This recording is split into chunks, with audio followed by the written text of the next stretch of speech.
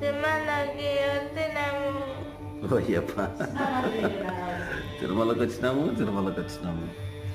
వచ్చేసినామా తిరుమలకి?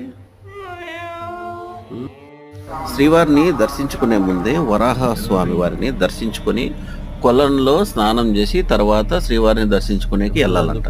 యాక్చువల్గా నాకు కూడా తెలియదు ఆ విషయము. తెలిసింటే గన నేను ఎప్పుడు అలాగే చేసేవాడిని.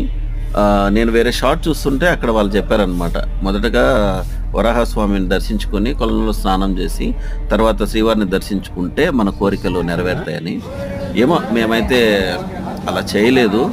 సో దానికోసం మేము వరాహస్వామి అవతారం ఎత్తేసి మాకు వరాహం కనిపించేలాగా చేశారేమో, అదొక నమ్మకం అంతే. మేబీ మేమైతే వరాహం కూడా ఇప్పుడు దర్శించుకున్నట్లే లెక్కే కదా. సో ఇలా జరిగింది మా తిరుమల దర్శనము. చూశారు కదా, వీడియో చూసే ఉంటారు. చూడకపోతే చూడండి, లైక్ చేయండి, షేర్ చేయండి, సబ్స్క్రైబ్ చేసుకోండి.